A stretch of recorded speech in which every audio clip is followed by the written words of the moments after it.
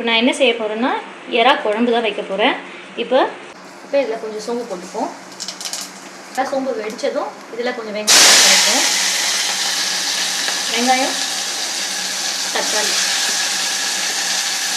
அதில் பச்சை மிளகாய் ஒன்று கீரி போட்டுருந்தா இது நல்லா வதங்கினதும் உருளைக்கிழங்கு ஆட் பண்ணிடுவோம்.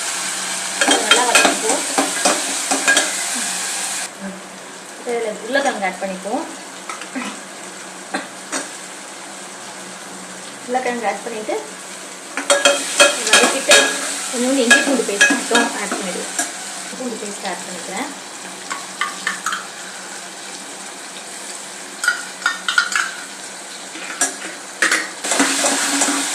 இது ஒரு ஸ்பூன் தான், மீதி இருக்கிற அந்த பேலன்ஸ் எடுத்து போட்டேன், வேறு ஒன்றும் கிடையாது. இப்போ இது கூட எறா ஆட் பண்ணிக்கலாம். எறா ஆட் பண்ணிவிட்டு அதை வதக்கிட்டு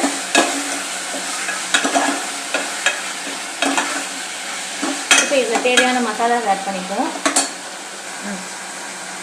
கொஞ்சமாக மஞ்சள்தூள்,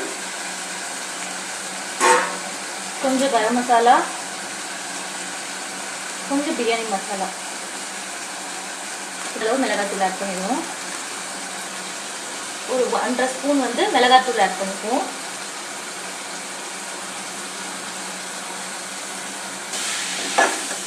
இப்போ இதை நல்லா கலரிட்டு இதில் தேவையான அளவு தண்ணியை மட்டும் ஆட் பண்ணிப்போம். உங்களுக்கு எவ்வளோ தண்ணி தேவையோ அந்த அளவுக்கு தண்ணி ஆட் பண்ணிக்கோங்க. ஆட் பண்ணிவிட்டு இப்போ இதில் இதுக்கு தேவையான அளவு உப்பு போட்டு ஒரு 2 விசில் விட்டுடுவோம்.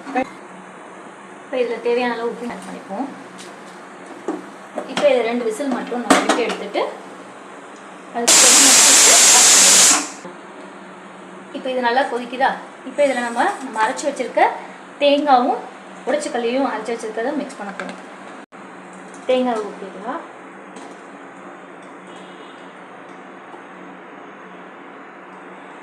இப்போ நமக்கு இது ஒரு கொதி மட்டும்தான் விடணும். கொதி வந்துட்டோடனே ஸ்டவ் ஆஃப் பண்ணிட்டோம்.